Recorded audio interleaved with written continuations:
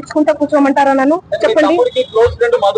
ఎందుకు ఉంటారండి close friends? మా బంజారా కమ్యూనిటీ వాళ్ళందరూ కూడా ఎందుకు చాలా మంది ఉంటారండి. ఉస్మానియా యూనివర్సిటీ ఉన్నారు, కర్ణాటక యూనివర్సిటీ నుంచి ఉన్నారు. నా ఓన్ చేసుకుంటారు మా అక్క అని చెప్పి. మా కమ్యూనిటీ వాళ్ళు, మేము కూడా మా కమ్యూనిటీ అని చెప్పి నేను కూడా మాట్లాడతాను ఓన్ చేసుకొని. అరే తమ్మి అనుకోని అది ఇది అనుకుంటా మా భాషలో మాట్లాడతాను. నేను కంప్లైంట్ ఇచ్చిన సుబ్బారావు మీద కంప్లైంట్ చేస్తున్నారు. ఇప్పుడు నేను నాకు డబ్బులు వసూలు చేశాడని నాకు తెలియదు కదండి. అవును చేసి పెడతాము, అందరి మీద పెడతాము. ఒక్కరు సిఐడి కేసు ఉంది వాళ్ళ మీద, సిఐడిలో ఉంది ఆ కేసు.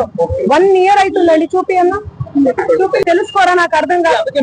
టకాటకని పెట్టేస్తే నా ఫ్యామిలీ ఏమైపోవాలి, మా నాన్న ఏమైపోవాలి, మా అమ్మ ఏమైపోవాలి? కొంచెమన్నా మీరు ఆలోచించాలి కదా ముందు వెనక. నేను అలా చేస్తానా? నేను ఎన్ని పాటలు చేస్తున్నా, ఎవ్రీ ఇయర్ పాటలు. కట్టలు లెక్క పెడుతున్నా మీ తమ్ముడు వీడియో కూడా వైరల్. అది మా తమ్ముడు కాదు, అదే చెప్తున్నా నేను. మా తమ్ముడు కాదు, ఎవరు ఆయన? మా తమ్ముడు ఫోటో చూపియాలనా? నేను మా తమ్ముడిని చూపియాలనా? ఫోటో చూడండి, నా ఇన్స్టాలో ఉంటది, అన్ని దగ్గర ఉన్నాయి. తమ్ముడికి మాకు కూడా ఎలాంటి సంబంధం లేదు. సంబంధం అంటే ఫ్రెండ్షిప్ ఉంటదండి. హాయ్ అంటే హాయ్, బాయ్ అంటే బాయ్. వాళ్ళు ప్రోగ్రామ్ కానీ వచ్చిర్రు, తీర్ ప్రోగ్రామ్ జరుగుతుంది, సేవాలాల్ ప్రోగ్రామ్ ఉంటది, ప్రోగ్రామ్ కానీ వచ్చిర్రు.